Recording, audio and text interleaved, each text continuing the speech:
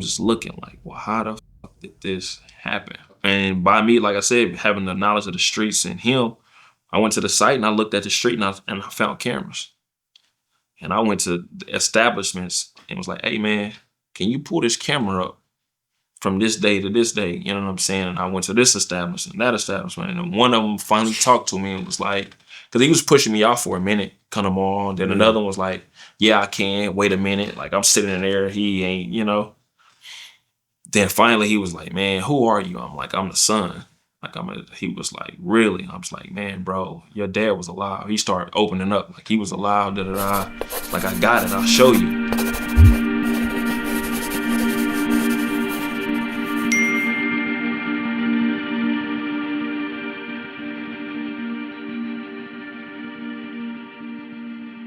Pops, your hero, mentor, like you said, lace your boots and everything. Well, most things.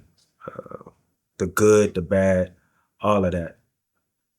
You found out you lost him. How did you lose him? How did you find out? We were in California.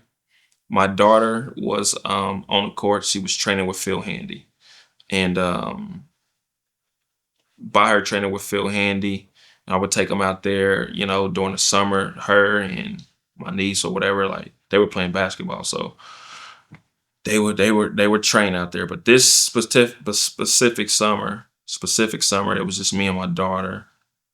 And I wasn't getting the phone calls until I got to the point where I hit the plane to bring my daughter back to her mom. So yeah, I had just sent him videos of my daughter, and he was like, wow, son, it looked like she's getting a lot out of that workout. And I was like, yeah, like she is. So we were still in the transition of getting back to dropping her off to her mom. And once I landed, now this is when I'm getting the phone calls. I'm getting the phone calls and I'm like, who is this? But again, my focus is her, you know what I'm saying? To get her to her mom, to get her locked in, 9 out of 10, so I can get back my way, you know, or whatever. So I'm just like, damn, who is this calling? Who is this calling? And I started sending him more pictures, but no response. So I'm just like, okay, now I can send the rest of them. I'm sending the rest of them, and there's no response. So she didn't get. I dropped my child off back with her mom, to the mother of my child, and they go on their way. I think they go to her mom's house or some shit like that, and they end up accidentally riding past the situation. Didn't know it was my pops. Yeah, so I get to the point where I'm getting myself together, seeing my family, doing what I do so I can basically, you know, make another move. In the midst of doing so, I have a detective call one more time and leave a voicemail. So when the detective calls and leaves a voicemail, she basically says, I'm looking for, you know, the son of Bigway, you know. So I'm like, unfortunately, we're looking for you, you know, could you give us a call back? And I was like, oh, okay, what the fuck is that? So I called back, and when I called back, I still got the voicemail on my phone right now. Like I had to send it to my little brother. I'm gonna probably send it to my little sister. I just wanted to make sure she was strong enough when she see this, she know she got it coming down though. But I still got the voicemail on my phone now where it basically states, give us a call, right? I call back, and when I call back, the detective basically says, hey, are you, you know, the son of, I'm like, yeah. And they say, well, your dad's been in a car wreck. So it was a car wreck. How he ended up leaving this earth. And I say, what type of car wreck? And they say, well, he was in a car wreck. He drives trucks. And I'm like, yeah, you know, he drives diesels. My dad used to drive hazmats, which is the tankers. And I used to be like, always telling him, like, make sure you know, you on point in that mug, because we don't need nothing, you know, to go bogus with you or whatever. Being that You be driving over the night, early mornings, Yeah. not overnight, but early mornings. And he was pretty much driving regional, not far, but he's still a hit of Oklahoma. He's still a hit, Nebraska or something like that. So I thought the wreck would happen in his work truck. It was actually in a truck he had just bought that he had it, fixed up or whatever. So she basically said, the detective was like, no, he wasn't in his work truck. So I'm like, well, yeah, he worked tankers. Like, you sure it wasn't in his work truck? And she was like, no. Like, he had a pretty great truck. I'm like, yeah, that was his personal truck. And she was like, yeah, it was pretty, had big rims on it. I'm like, yeah. I'm like, okay. And she was like, well, he was in a car wreck. And unfortunately, we all don't want to hear that fucking Unfortunately. word, bro. Like, Yeah. you know what I'm saying? So she says, unfortunately, he didn't make it. And I just say, fuck, like real loud, like, fuck. And she's like, well, are you in a position where you can come in? And I'm like, spooked. I'm like, nope. Because the natural reaction, I don't know what the fuck then took place. I ain't even, you know what I'm saying? I ain't called nobody, don't nobody know. So I'm like, nah, I ain't going in there saying shit. So she like, well, can you come in and talk to us? I'm like, no. And she was like, are you in a position where you can have anybody come? I'm like, no. I'm just saying no to everything at this point because now I'm really like black and like, what is going on?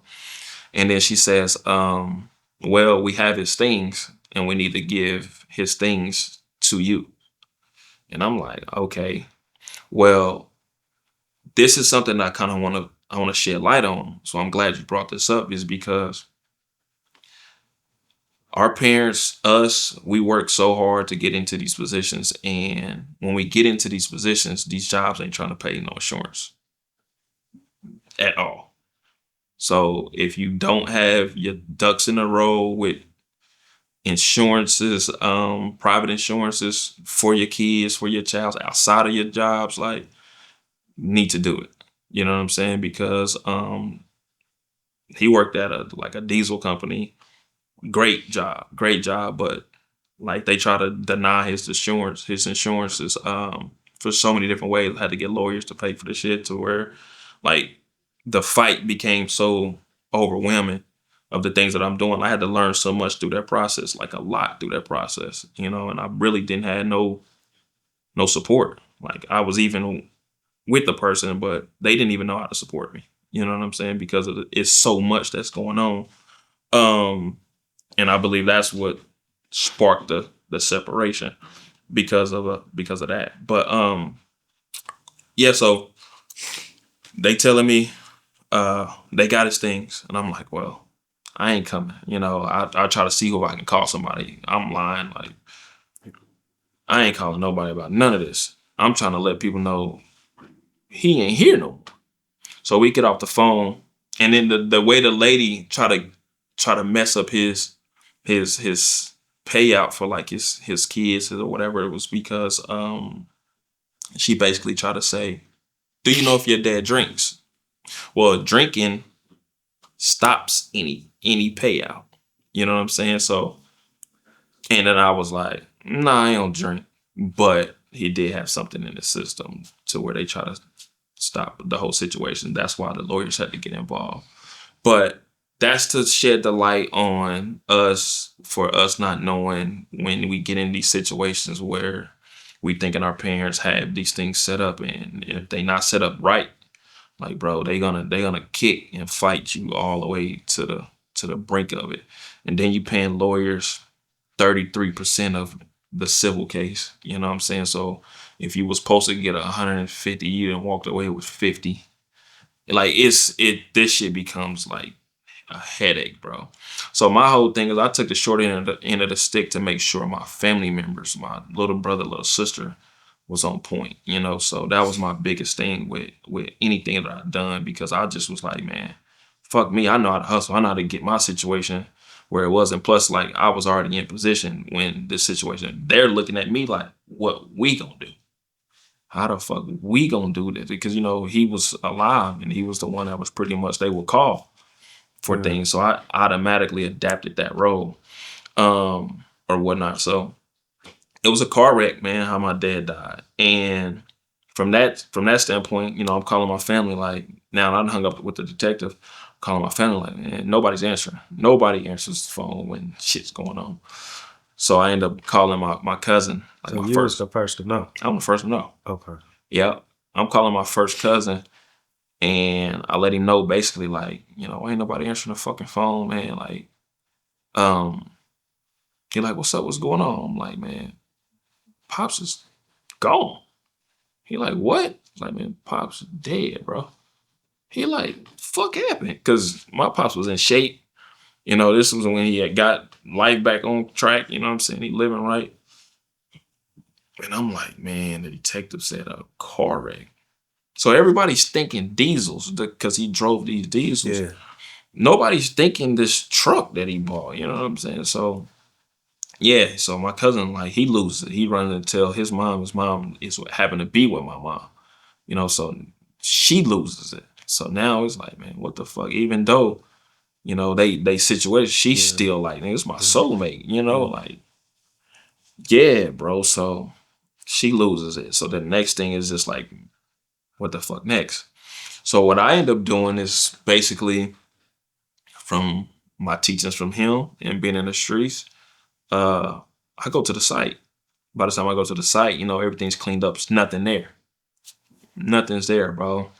And when I get there, I'm just like, I walk up the street, I walk down the street, and I'm just looking like, well, how the fuck did this happen?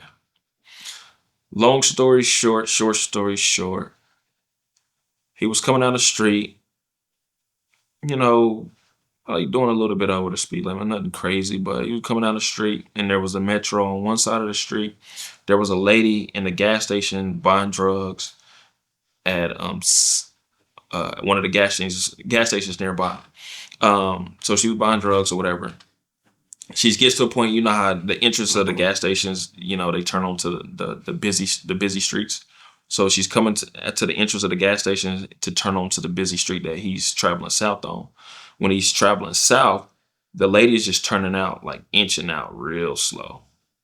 Like just inching out real slow, like as if she's probably occupied doing what she do in her car. You know what I'm saying? So she's turning out real slow, and then you just see um a video of my pops. She's coming, and she's turning out to head south too. So as my pops is coming out, he's coming up on her, and he swerves over to not hit her because he got a CDL, and if he hits her with these kids, he's gonna lose the CDL anyway. So he swerves, and when he swerves, he loses control and hit a pole head on. Boom.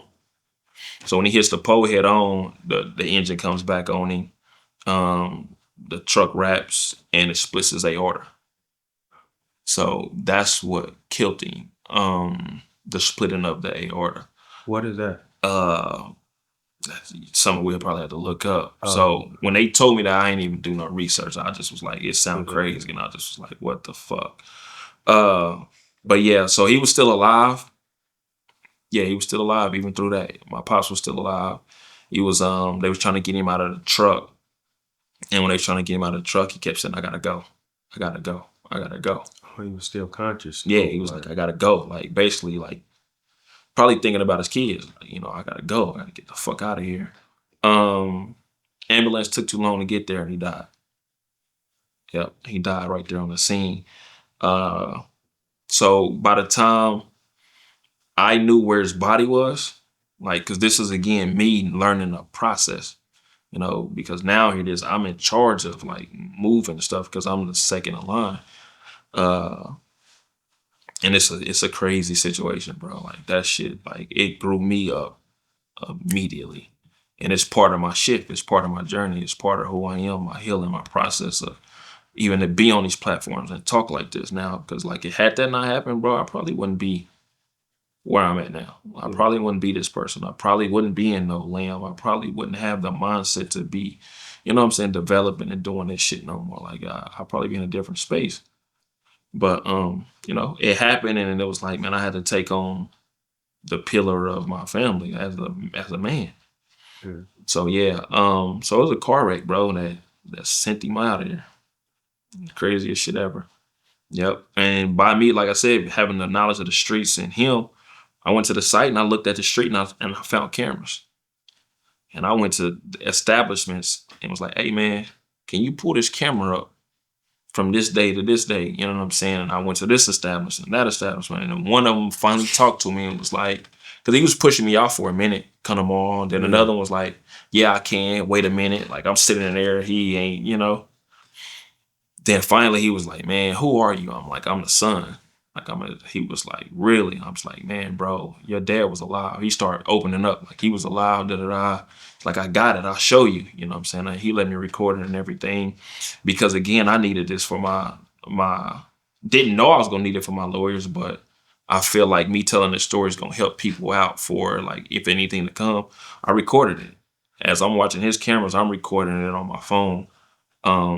So once we found out where his body was, now my family is aware. Of course, we pass the news to everybody. Everybody's losing it. Then it gets to a point to where now the job has to get notified. So now the job I got to call the job come Monday. Boom, he ain't coming in. He car wrecked. So now they're trying to dot their I's, cross their T's to where like it's a hustle. So they got to come off no paper. Yeah, man, these occupations where these people are making these big dollars, it's like they're not trying to come off this shit. They're not, you know, and if you don't know, you don't know, you don't know. And if you ain't got nobody behind you to help you understand, like get a lawyer on this or, you know, or even have the wit to be able to say like, hey, I'm gonna contact somebody to kind of, because basically they left me in high and dry a couple times. You know, they left me in high and dry a couple times, bro. I didn't even know what to do. But I just know I can't let it end here for my little brother, little sister. Like I can't, you know, because shit, you know. So I had to do it. I had to go through probate court, learn how to do probate court, appoint myself to his estates. Uh-huh. You know what I'm saying? When I say estates, it's not just his house, it's everything that he owned. Like even if it's a tool, a wrench that he owned, like you got to point yourself to an estate just to get that wrench through the courts. You know, it's crazy. And then by every day that the estate is open, every month that the estate is open, it costs us. It costs you like $2,000. It costs you, yeah, like it's crazy when you trying to do these things and get to a point to where you trying to just put your loved one to rest the right way.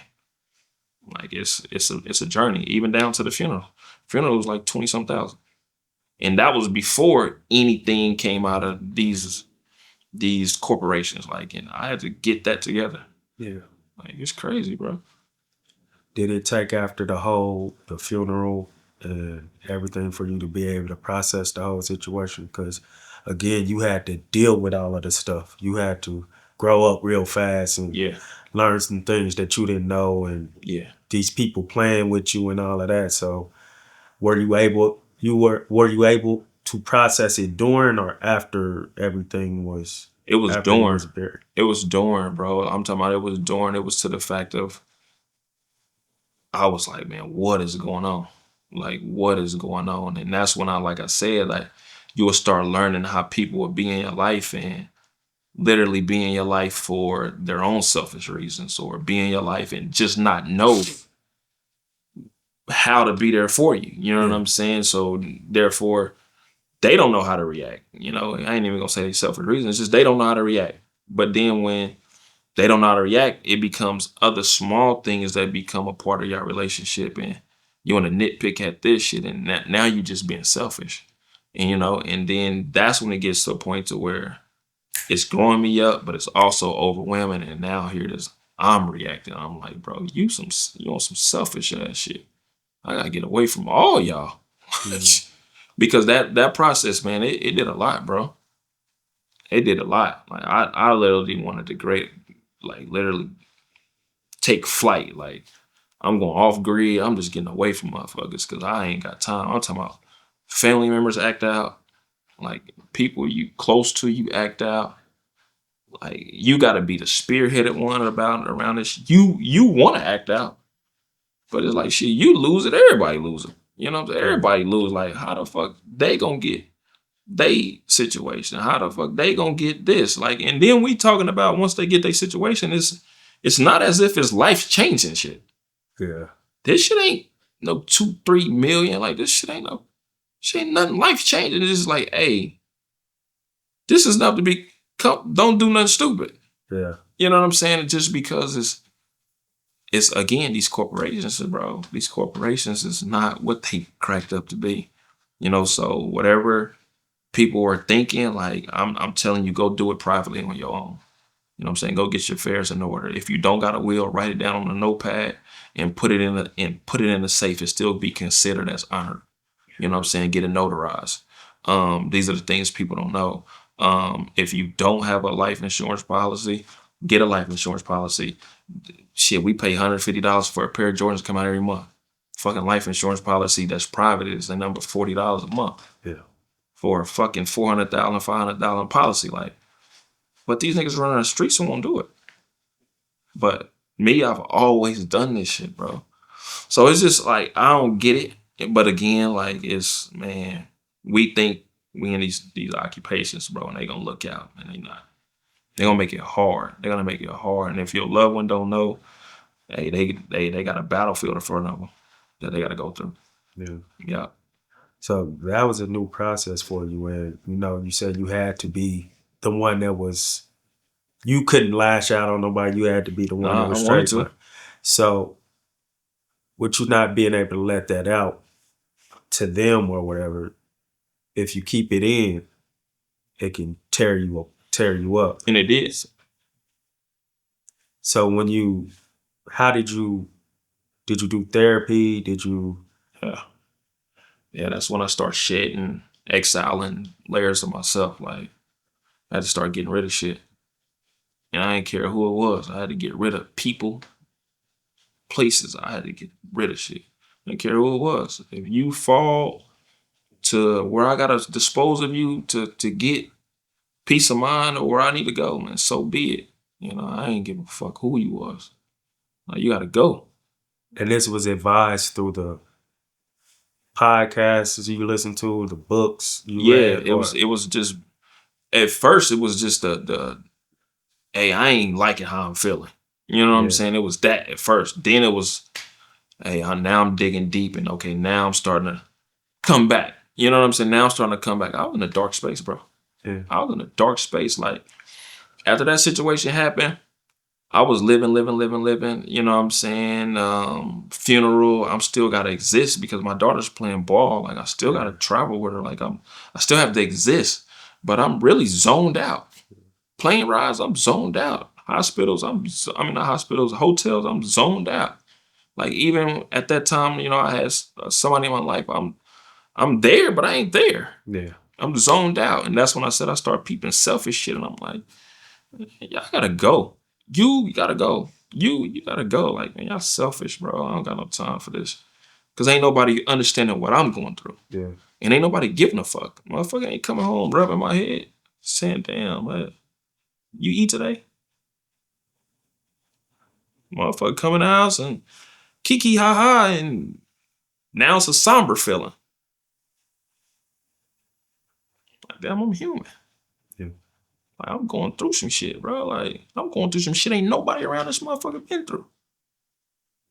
But okay, just because I portray a certain way, or I'm strong enough, you know what I'm saying? Or he gonna handle it because I'm normally the one to come out on top of shit. It's like, he gonna figure it out. Nah, bro, that shit cut me, bro. That shit cut me so hard to where it's like, it'll make you have a hate for a person. But it was like, nah, I can't. I still gotta love, but it's just like, you don't get it. So the best way to do is, you gotta get away. You gotta get away because you nitpicking at some shit don't even matter right now. You know what I'm saying? You causing arguments over some shit don't even matter. Like, I just lost a parent. I'm fucked up. I don't even know which way is up right now. Shit. And that's when I went into a dark space. You know what I'm saying? Like, once I exiled everything that was around me, I kind of just went into a dark space, bro. Like, people don't know, bro. I was sitting in a room in the dark before. Just sitting in that shit, just not knowing, like, what the fuck. You get to looking around, like, shit, is it easier to go this route? You feel me? You know what I'm talking about? Like, is it? is it easier to take myself out of this Yeah. motherfucker? Like, but then you be like, damn, shit, I got a shorty or not. She need me more than Yeah, anything. yeah. But Because that would have been selfish. yeah, it's super selfish. But I'm saying when you losing a parent, like, bro, it's so many things that go through your mind. You know what I'm saying? Especially if you got to be the one to spearhead the affairs and what take place. Like, one thing that never leaves my mind is seeing my pops under that sheet. Like, I had to make sure the environment and all that shit was on point and his clothes was on point, picking the casket, and like for his mom to see him in a Decent state. Really. huh? Mm. I'm the son. Like, ain't nobody doing this for me. I'm doing this for them. So, bro, like people don't get it, bro. People do not get it. And I don't expect them to get it. I just know when it's daytime, all I can say is I told you that shit ain't easy. If there's anything else you could have expressed to these people at that time, and I'm not talking about one particular person, I'm just talking about in the whole, like when you were going through the process of them, what do you wish they could have understood or wish you could have said to them that you were going through? I mean, at that point, I didn't even know how to speak. Yeah. I didn't even know how to speak because I didn't know what I was feeling. So I could easily say I could have been more vocal about it, but it's hard to speak about something you don't know what you're feeling. Like, that's almost like a kid being raped, and he or she don't know what the feeling is, but I just know it ain't right. You know what I'm saying? So it's like it's hard to speak on something that's new to you. You've never felt that. So that would probably be the maybe be more vocal about it. But I think for them it's to be intuitive. Just to be intuitive of what's going on. You know what I'm saying? And put yourself in a person's shoes. If you can't, just ask. You know what I'm saying? If you can't put yourself in a person's shoes and be like, I don't know what that feels like, okay, well, ask. Okay, but some people, and I know me, I'm kind of, you know, they don't want to hear this. I don't really Mm-hmm. want to bother them or whatever, and that's probably wrong too. Mm-hmm. So you don't know how to approach somebody who's dealing with that, because my wife lost both her parents in the same year when we were engaged, 6 Damn. months apart. Yeah. So her mama was like her best friend, like your dad and your mom is like your Straight best up. friends. I didn't know what to do. I didn't know what to Mm-hmm. say. I was just trying to be there the way I can, but you don't want to say it's gonna get better because No. they don't want to hear that. So No. if you could seeing that you went through it, Mm-hmm. put yourself outside of it and say how you would have handled it because you went through it. You Oh, get I what I'm give saying? advice now. Like when to Yeah. people that going through it, like, yeah, okay, so like I had a cousin that went through it after me. Not only the people was going through it, but for us, or not for us. Not only just for the people going through it that it happened to, but the people who are trying to be there to comfort the person who went through it too. Yeah. Like, how would you? Yeah, the main thing is to be a kickstand. You got to be willing to be a kickstand and a punching bag. Be willing to be a kickstand and a punching bag. Number one, bro. Because you don't never know when they're going to bleed off into you. And when they bleed off into you, it's not intentional. It's not like this nigga hurt me or shorty can't stand me or, you know what I'm saying? It's not neither one of them things. It's just like, bro, there's something taking place and there's a feeling. It's something that's inside of them and they don't know how to identify what it is. So you got to be willing to be a kickstand and a punching bag. Yeah. If you ain't willing to be able to be that for that person, leave that person alone. Simple as that. Leave that person alone. That journey ain't for you and that person. Because now that person might, like I said, derive a way of feeling about you. Like, bro, you just went through this, or you half-ass went through this. You know what I'm saying? Like, and that's the worst feeling ever, is to feel like a person half-assed your situation. Yeah. Instead of wholeheartedly just being there. Because you wouldn't have half to ask it. Nah, ain't no fucking way. You know what I'm saying? Half-ass shit I do now. Especially letting nobody losing somebody. So yeah. So be willing to be a kickstand, be willing to be a punching bag, man, and don't take it personal. Because It could be as little as dropping a brownie. Your wife, you know what I'm saying, might have made some brownies and you dropped them. She might feel like you disrespected her. Yeah. Bro, it's not none of that. It's just like I don't know what I want to get out of me, but some got to get out of me. You know what I'm saying? It's like, well, motherfucker, why you drop my brownies? You don't like how I cook? But yeah, ain't none of that. You know what I'm saying? And she's gonna go on and go on and go on and go on because she's feeling something different. Yeah. Yeah, so you got to be willing to be that, man. If Kind you of love like that when they, person, kind of like when they go to postpartum and we don't understand what's going on. You got to kind of, because they don't understand what's they going don't on. get it. You got to be willing to be that punching bag or You whatever. got You to, know. bro. And I feel like as a man and as a woman, you know, if they the right one, I feel like they gonna understand that. You know what I'm Yeah. saying? And if not, they're gonna mature just as fast as you have to mature in that situation, or they're gonna digress. They go the opposite way. And when they go the opposite way, then you will see what their actions is once they go the opposite way. And you be like, see, I knew it. I knew you wouldn't cut for this shit anyway. You know? So that'll be what it be. And this is where the healing started. Yeah. The process of trying to heal and all of that. Yeah. What did that look like? Like trying to heal. Like I said, it was just dark at first, bro. It was super dark. It was super lonely. Because I knew like coming out of this, I wanted a height that was unattainable. Cause I'm like, yeah, okay. Y'all done see me at this space. Don't nobody know I'm really pretty much in this space, but people that was close to me, you know, my situation that dissolved during it. Like they knew, that person knew, and probably my little brother. Not even my mom's pretty much knew. She probably had an inkling of it, but a lot of people didn't know like that space I was pretty much in. Because of course, and I didn't even know what I was feeling. It's just like, man, bro, what? So, doing paperwork and trying to get back on my own too. With as far as like standing up, it was a point I didn't even want to come outside. You know, like it had got to that point, like Super Bowls and shit like that. Like, bro, I'm tucked off. I'm cool. I ain't doing nothing. Yeah, I got to the point where I had to start back forcing myself out. Yeah.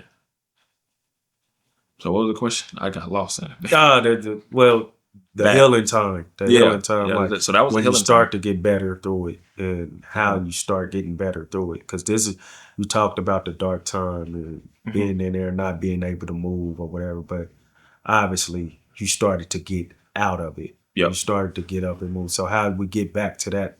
How did we get to this point when you come out and you come out better than ever? Okay, yeah. So the plan of action started. You know, I started. You know, reading, seeking. Then the working out, I just went more crazier in the working out, and then I started the holistic walk. Like, so my walk is pretty holistic. You know, because I wanted to attach to the higher frequency of who I am, and of course, eat better. But it's not just about eating. It's just not just about the body. It's like, you know, me understanding when you put beef in you, for example, when you put in beef or cow or steak or whatever, it was once slaughtered. So you taking on the trauma of what that animal ate, I mean, or went through that But you're it's about to being eat. You slaughtered. know what I'm saying? Yeah. So you eating the trauma of what the, so people, you know, when I speak like that, people be like, that's deep, but it's like, bro, like, you want to get to this level, you know what I'm saying? Or if you care to, then you might want to start listening, you know. But if not, a lot of people don't give a fuck, bro. Because But when again, people eat meat and stuff, they're like aggressive and yeah, yeah, because you taking on the trauma of what what that animal ate. Even chickens, you know what I'm saying? The way they, you know, do things. Because you got to think about it, before the chicken that you eating, a chicken went before him to get. See what I'm saying? Yeah, so he's seen what happened. He still felt. Yeah. So that's just an example. That's just one example of like how I wanted to be so much doper coming out of this situation and not be in that old form, you know. And that's why I'm big on like fruit. Like, I'll tell anybody I love, anybody I fuck with, eat fruit. You know, it's a more earthly whole way. Grounding myself. I do all that shit, bro. Like I really get to a point to where I go have talks with my pops at the water and shit like that because of yeah, bro. Like this is a higher frequency that I'm on. And once I got to attaching this is a real thing. Like once I started to attach myself to it, um, that's when everything else started aligning because I'm in alignment, like on my North Star. So yeah, man, it's dope. When you talking to your father, because I was going to ask you that right next too. Yeah, for Like sure. after the healing part, like is there ever times where you isolate and go talk to him? Like Yeah. you remember Simba, whatchamacallit, taking, I forgot his name, the monkey, Mhm. Rafiki, taking Simba to the wild and telling him your father's still here. I know your father. Da, da. Yeah. And he's shown, and his father come in the sky and he's really having a conversation with his pop. So Yeah, bro. are you having, can you feel like you hear his voice talking back to you, or you Nah, just letting it out and you feel his spirit like taking it? it'll be spirit or premonitions. Okay. Yeah, it'll be one of the two. Like, you know what I'm saying? It'll be spirit. But I sound like him. So it's like when you say his voice, it's like I sound like him. His voice is a little bit deeper than mine though, but I sound like him. So yeah, it'd be premonitions more than anything. Super premonitions, whether if it's like because he knew I wanted to be, he used to tell me that you need to basically be married, like I ain't even gonna say it like that, probably. But he used to tell me stuff and the voice it'll reiterate. You know what I'm saying? It'll reiterate. And I'll be like, all right, I'm gonna act on it. But if a person ain't receiving, then I gotta keep on going. So yeah. Yeah. With him, with all said and done, like, you went through the process, all that, but also with him passing, you got another burden of, you were already like a person your little brother looked up to anyway, but it's really stepping in as that figure for your brother. Am I correct? Yeah, for Like, sure. so what does that look like? Let's just talk about you and your brother's relationship from top to bottom. I mean, bottom to Oh, top. crazy. Because he's 10 years apart. So Yeah. like me and my pops, we had to sit down. Once we knew he was gonna be like pretty much a ball player, I had to sit down with my pops and basically let him know like what his leave of absence of my games did to me. And then that's when he was like, all right, okay. Mm. Yeah. And he pretty much corrected it with my little brother. You And it was talking there. about him not being at your Games. sports games. Yep. Yeah, And he okay. corrected it with my little brother, you know what I'm saying? And even with my little brother, it was not only me, it was my partners. Like my partners was coming to his game. So it'd only not even be big bro, it'd be big bros. You know what I'm saying? So they was at his game, of With course. And of intention? course my older cousins. Yeah, for sure. Like, yeah, for sure. Like by your intention, or they was just like, nah, hey, they we they they tagging took him along. in. Yeah, like Okay. yeah, because they took him in. Like even though when I was gone, they was still going. Yeah, so I was in jail. They was still taking flight to his games and stuff like that. So nah, it was dope. It was dope. Oh yeah, y'all's relationship. Oh That yeah, like and from and then the it was build super up. better. So yeah, that's Yeah. how it started. Like I said, once we started knowing he was gonna be a ball player, so everybody started, being a part of that village. And then like me and his relationship was super super close. We've always been super close, whether if it was from just chilling and playing video games, uh, or just playing sports, throwing the ball to him, or me tackling him. Like my little brother got super tough by me like being on him. As far as like tough hearted, I ain't saying like super tough like at the game, at the sport. That's all his doings because he ate, slept, and drunk that shit, bro. Basketball and football. But once I knew like this is what he gonna do, like I would set up pillows in our living room as if it was a dummy. You know what I'm saying? Instead of, now you can go to Dick's Sporting Goods or something Yeah, and buy the yeah, little yeah. dummies. But I would set up pillows in our living room and make him run through them. You know what I'm saying? Or I would tackle him through them or shit like that. So just to give him different obstacles and stuff like that. Like, bro, we really went through there as far as basketball, dribbling the ball. We would go to the gym. Like once I started seeing like he was in it. So the time that my pops was able So I basically substituted the roles, you know what I'm saying? Because I knew Pops would do this with me, but he wouldn't make it to the game. But okay, so now here it is. We all on board with this. So Pops would take time out to, you know what I'm saying, get with Telly on time in the gym or whatever, you know what Yeah. I'm saying? But or whatever.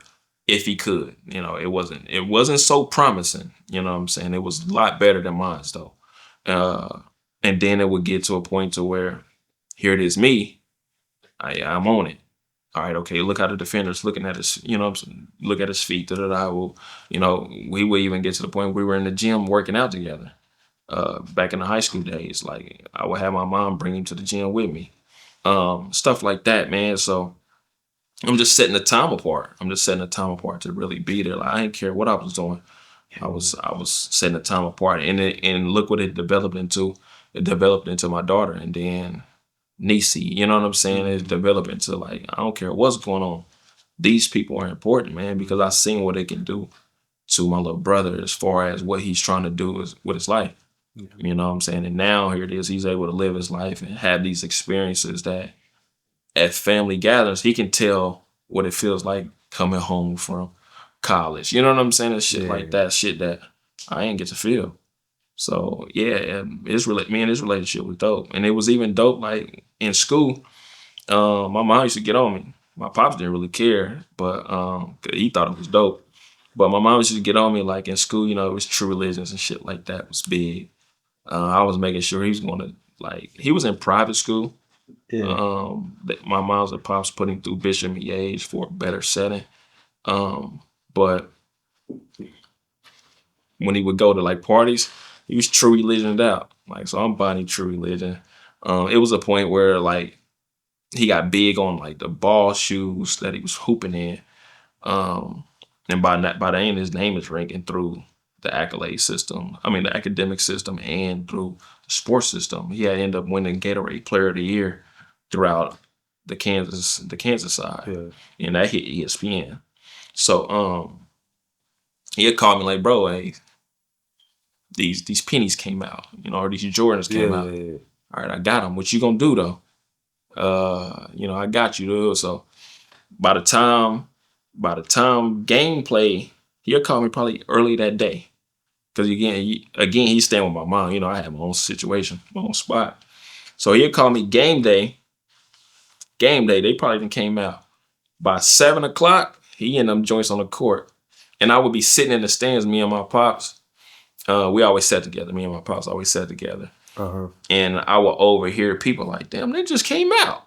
Because they would run out of their little tunnel or run out of their locker room. And he would be running in his uniform with the brand new kicks. And if he didn't like them, he would change them at halftime and put it on another pair. It was just really that for me, man. It's just to let him be in his comfort and to see him in his element and not worry about, you know what I'm saying, hustling or no shit like that. I think that was the dopest thing that I could provide as a person that kind of went that route. And then it made me come back full circle and be like, kick this route, let's go this route, And that's when it really started enforcing my real estate journey, because that's around the time, like I said, I had like 10 houses at that point, all free and clear. I bought them all cash, free and clear. So yeah, I was killing the game. I was making like $10,000 free. I ain't gonna say free money, but legal money. Yeah. Playing Call of Duty and sitting on my ass, while other people probably going to go hustle and shit. So yeah. If we could paint a picture of for people who don't get it, and you could tell me if I'm wrong, but paid in full, Money, Mitch, and Donnell, would that be about like big brother, little brother, minus the ending? That's the one that got kidnapped, right? Yeah, that's why I said minus the ending. Yeah. So yeah, like how he looked out for him. And then how he would tell him to do the opposite of what he was doing. Yeah, definitely. Yeah, definitely. That's definitely what it was. Definitely.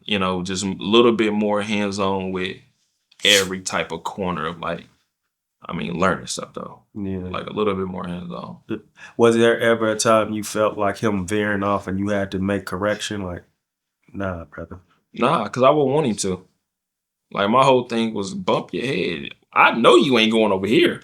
You know, but bump your head, you know what I'm saying? Do a little hard-headed shit. You know, I ain't never want no soft little brother. Like, we ain't raising nothing soft, but Yeah. yeah, nah. I knew he wasn't going that far. You know what I'm saying? My tell he wasn't going that far. Like, my moms wouldn't let him go that far because of what it did to me. Pops definitely wouldn't let him.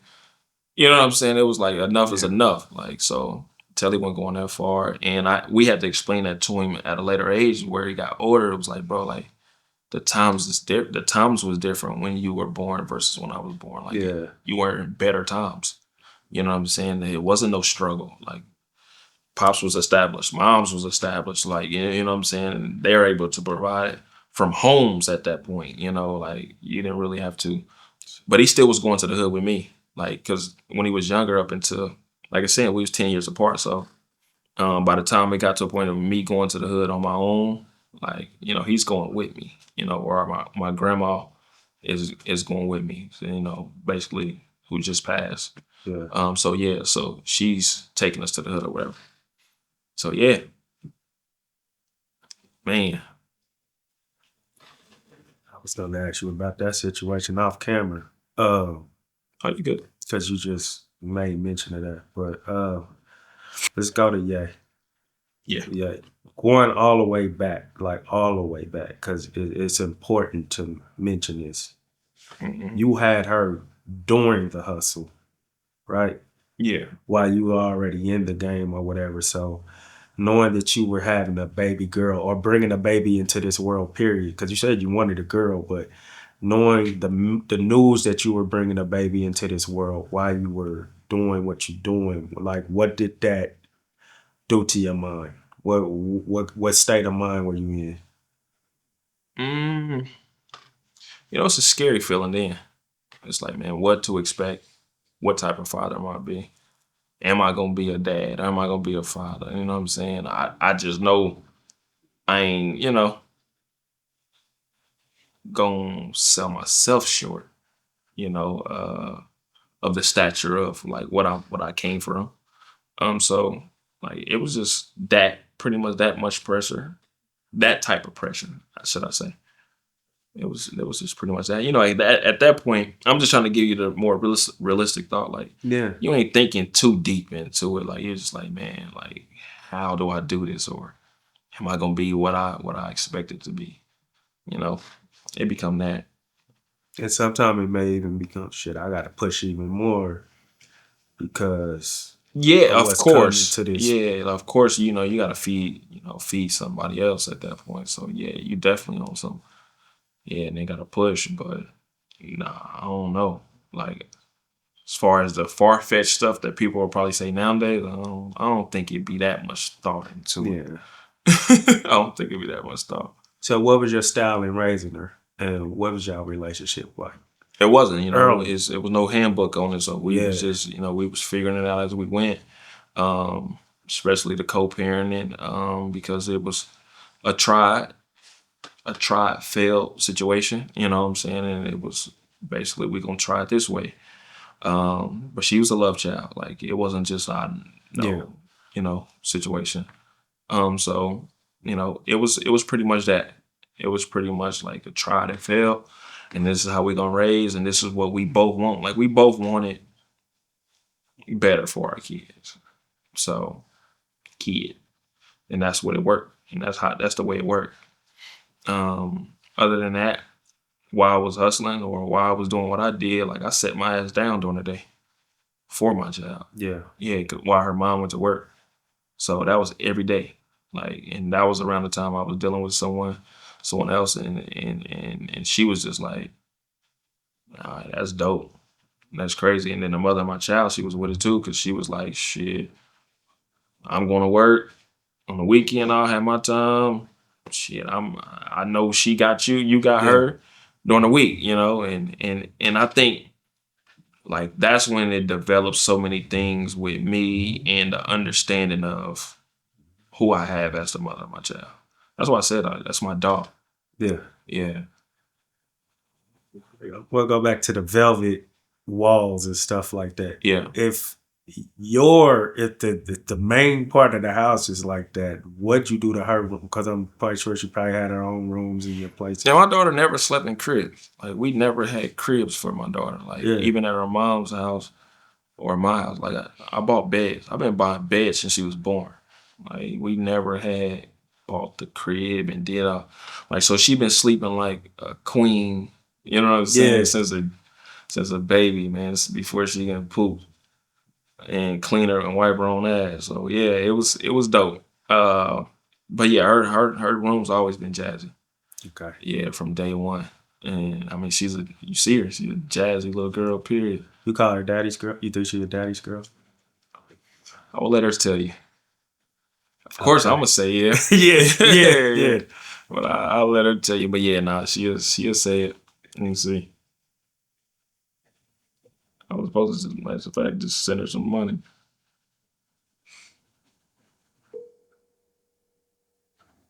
Hello. I got a question for you. Ooh, quick answer. Yes. Are you a daddy's girl? Am I a daddy's girl? Mm-hmm. Yeah. Oh, okay, that's what they want to Easy. know on the pod. All right, chum. I'm about to send you that. Did you go get your nails done? Yeah, I'm getting my toes done right now. All right, I send it. Okay. All right, bet. Alright. See what I mean? She had to answer like that. You was about to send that money through. Nah, but but straight up, straight up. But yeah, like that's why I said I'll let her tell it. Yeah. Okay. So what do you want to be your indelible mark, and what is the mark you feel like you've already left? Well, my mark right now today is this right here. I told these stories and I went into these stories of my past to help people understand like my mindset while I was on the journey. The Mhm. fun that I had, the things I classified as fun, but not only that, the ways of being fearless, the ways of being building a structured hustling lifestyle or a structured I don't want to say like a structured journey.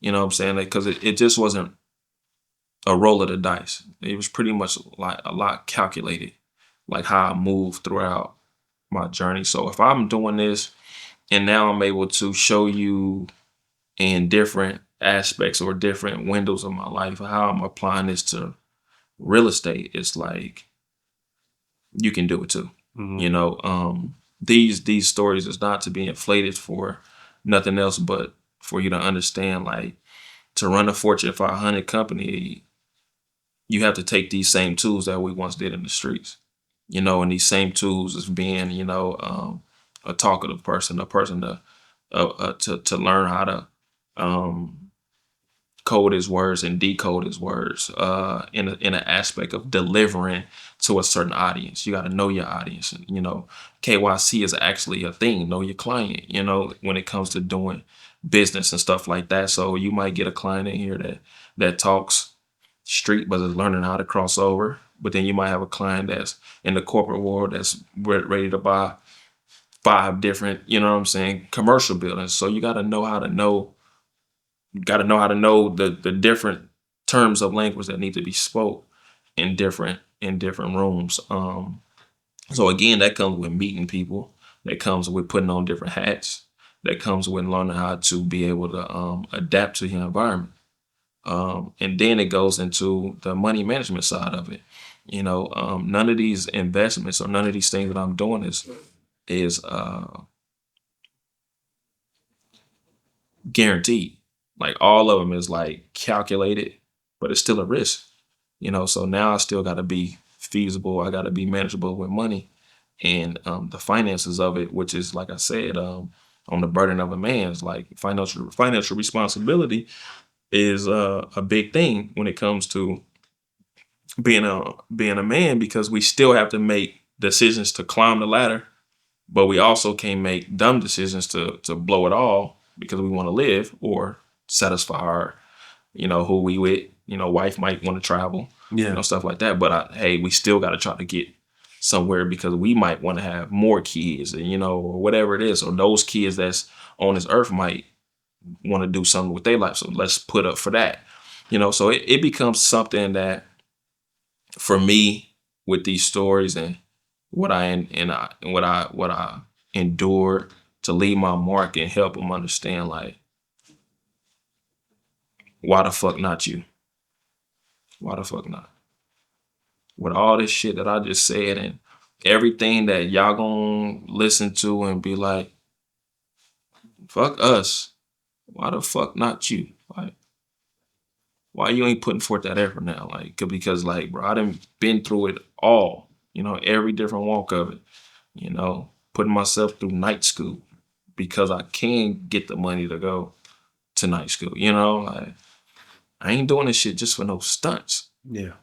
You know, and then once the mother of my child said no more street shit, I went to real estate school, and that's probably pretty much when we decided where we wasn't gonna be. But then once I got back on it, you know, it was like, okay, now I learned how to buy foreclosed properties. So every year, on the year, I'm buying 1 or 2 foreclosed properties up until the point I had 10, all free and clear. Now, the fucked up part is once I went to the feds, is I didn't know credit until I went to the feds. But listen to how I knew, if I would have knew credit before I went to the feds, I would have been a millionaire at the age of 26.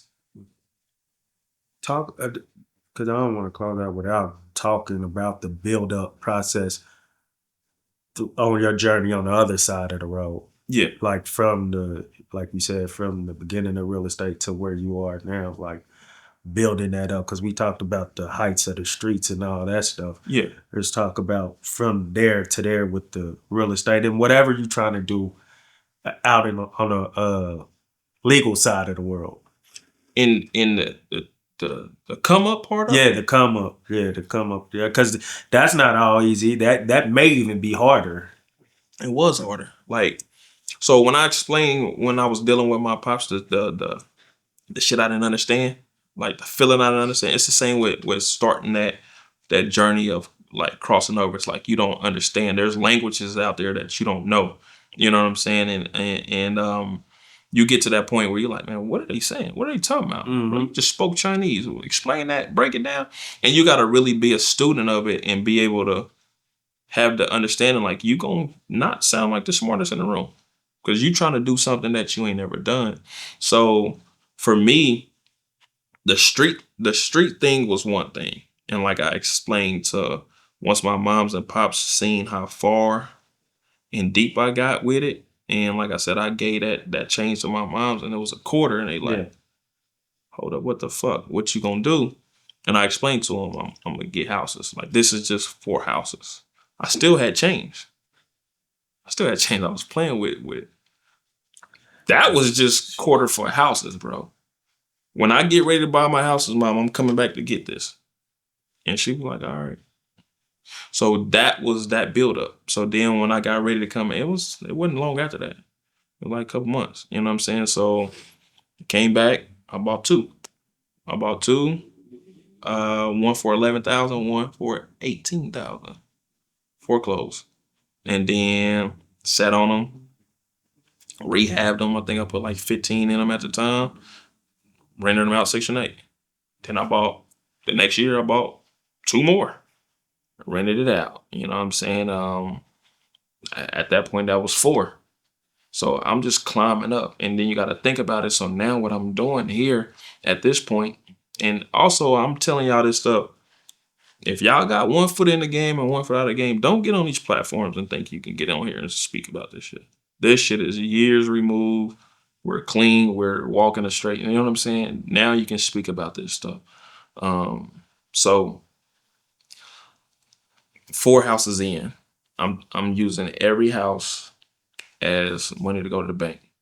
Every house. So I have money going to the bank legally. This helped me when I went to the feds. I'm paying taxes every year on my houses. I'm paying IRS taxes on my businesses, right? So now here it is. Okay, he's paying taxes. Okay, he is paying himself. He is paying property taxes. So I'm at a point where I'm developing a name outside of the streets. into more or less of the corporate world. You know what I'm saying? If that makes sense. So now people is like, okay, damn. And again, I'm doing this at the age of 20. Now it's a thing to do.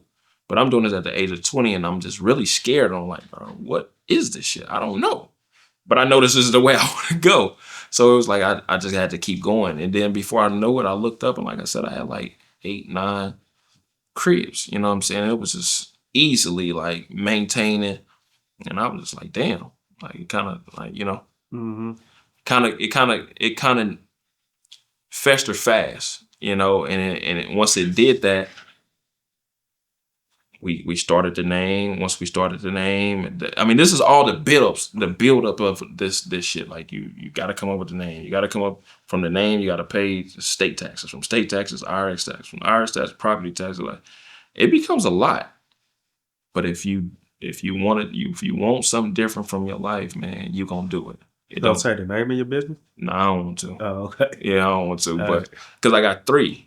You know, I got 3. I got one LLC and I got an S corp, and under my S corp, I have an umbrella. So basically, if you have an S corp, you can put other companies up under it. You know what I'm saying? So I have an umbrella where I can put other stuff up under it. So yeah, so it's that, man. It just becomes a build up, and like I said, I came back for that money and I bought houses with it, house after house after house. Yep. And then I used them to go to the bank. From the bank, you know, I will not touch that money that went into the bank. Yeah. And then that become like $50,000, $60,000 legal money. And now here it is, I'm doing other stuff with it. And that just opened up more doors to allow me to be able to play the way I was playing in the streets. When I say play what I was playing, like with new cars and, you know what I'm saying, shit like that. And not get in trouble. But other motherfuckers is doing this and getting in trouble. Yeah, you got something to back it up. Yeah, they like, how the fuck is he doing? Yeah. Well, such and such went to jail when he did that shit. But that's why. Yeah. And I was running a payroll for myself. So I was paying myself individually, because when you have these businesses, they don't care what the business made. You still have to be able to show what are you paying yourself from the business. So I had this game at 22. So this is how long I've been doing this shit, bro. And let's be clear. 250. At that, I know we hear about the Bumpy Johnsons and all of that. Like crazy shit. Yeah. But 250 ain't nothing it ain't nothing now, but I'm talking about like at that time. Yeah. Nigga, that's 20. And that's just hold this for this. Yeah. Yeah, ain't no if you could think in your head, how much money do you think you made over your lifetime? I couldn't even get that dollar amount. Cause it's crazy. You know what I'm saying? Over a lifetime, it's crazy, because I mean the shit that I'm doing now is insane. Yeah. You know what I'm saying? Because we're speaking about, you know, commercial shit now. Yeah. You know what I'm saying? So that's just those joints is crazy. I asked Court this too. Have you ever, on that side of the world, you ever walked into the room and they try to make you feel smaller than what you are, and you had to check them and let them know who you are? Well, they're gonna always do it, because why our names ain't established to where it's Willis Custom Homes. Our names ain't established where it's a Star Homes. Like, you can look these people up. These are bona fide custom home builders. Mm-hmm. You know what I'm saying? So there's always gonna be that. Who are you? Are you just a cat from a walk of life that found real estate? You know what I'm saying? There's always gonna be that. Until you basically solidify yourself. Like, so that's why you will see this come off. You know what I'm saying? You see the fashion come off, and then we'll go in with the, you know, suit and tie. Mm-hmm. But then the suit and tie just ain't the suit and tie. It's the, okay, that's different. Suit and tie. Mm-hmm. So it's, again, knowing the room. You know, you got to know your room. You got to know your environment. You got to know your people. Know your client. You got to know what you're going to get in front of. Mm-hmm. You know, and then for me, you know, I got bankers now. Like, we're sitting with bankers now. Like, a guy that once played in the streets and rode motorcycles up and down Tour Street, doing who knows what is, now we going to sit in the offices with bankers, and it's like, damn, like it's dope, bro. It's dope. So when you were playing in the streets, it had to be a time when you felt like you walk in a place and your aura takes over. Yeah, I didn't. Even if you hear about from other people, So do you feel it may be the same at this point when you in those big wig rooms now, when you sitting at these tables, like they know who you are, they understand your presence, they feel your presence? Yeah, I think the presence is felt, but I think the main thing is like what I get now is like, who is your dad?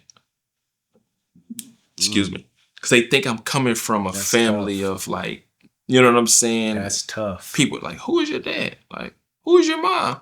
Well, it's just me that's with a mindset of like, nah, I want better for my life. So I'm doing whatever it is I need to do. You know what I'm saying? So when I'm sitting in these offices and I'm sitting in these meetings or these county meetings, they like, how do I know you again? And it's just that, bro. So it's the aura speaking, but it's also like, it's something about him. Like the hunger is different. Yeah. Yeah. And all the things you got. I mean, it is partially your mom and pops too. For sure. All the things whether they were street or whatever, it built who you are. Like there was a lot of great stuff they put on you. For sure. So and now here it is. Well, my goal is like even if my sister and brother don't get into real estate, when you think about lawyers, when you think about race car drivers, when you think about basketball players, sometimes there's generations in the league. There's generations in medical fields. Like that's what I'm doing. I want it to be like, you know what I'm saying, me, who I am, builder, developer, this and a third. Okay, now here it is. My daughter comes along. Even if she doesn't gun-ho get into it, she still has a chapter of it. You know what I'm saying? Where her company is still making her X amount of dollars. And now here it is, that's in our family's legacy. So where it's like, that's who our name is. Like now it attaches to the legacy of, okay, damn, if I don't do nothing else, you know what I'm saying? Yeah. I know this can make something of it. Yeah. So that you meant daughter, not sister. You got a sister? I have a sister. I have a little sister. I didn't know you had That's why I keep saying my little brother, my little sister. That my little sister is by my dad. Yeah, she was from Chicago. Yeah, so she's graduated from Howard. Very smart. So she's graduated from Howard. She's in after grad right now, and she's in the medical, bro. Like she's high in the medical stuff. What she tells me every time, it blows me because I don't know none of the shit they're talking about. But yeah, she's high in the medical stuff, and she's been in school for quite some time. So I don't know if it's like brain surgeon, what they going into, but they going up and they going up there. And she be killing it. She's just us, bro. She's just a hustler. She got the hustler spirit. But I know when I talk to her, she has that. She has my pops in her, and it's like, man, what can I do to invest? Like, what can I do to figure this shit out a little bit quicker? You know what I'm saying? So it's like, I'm like, I got y'all. That's why I went through the route that I went, because it's like, it's not only for me, it's for them too. To put a notch on their belt. And like I said, like at some point, y'all might not want to fool with it, but y'all had this notch. Y'all want to make a quick whatever, y'all know y'all can come this way and do it. Yeah. Shout out little sister. I didn't know you had a little sister. I guess I missed it, but I heard you just say it just then. I'm like, okay, then you went to talking about your daughter. I'm like, maybe he meant his daughter. Yeah, nah, Bree. Okay. Yeah, Brianna. Oh, okay. Yeah, that's our little sister. So we here. Anything else? Nah, I mean, I appreciate you for having me. At least telling you this story. Like I said, because a lot of people don't know, or like like I have a journey, and it needs to be spoke about. It just needed to be heard, and I just appreciate you giving me the time to speak for it on your platform. I know we had multiple hours, but I feel like it was worth it because we're gonna touch someone and multiple people, male or female, and I feel like it was worth it. So I just want to bless you for blessing me for that time. Nah, I appreciate you for coming through because I know how you are about your image right now. Yeah. And Yeah. the message you want to put out.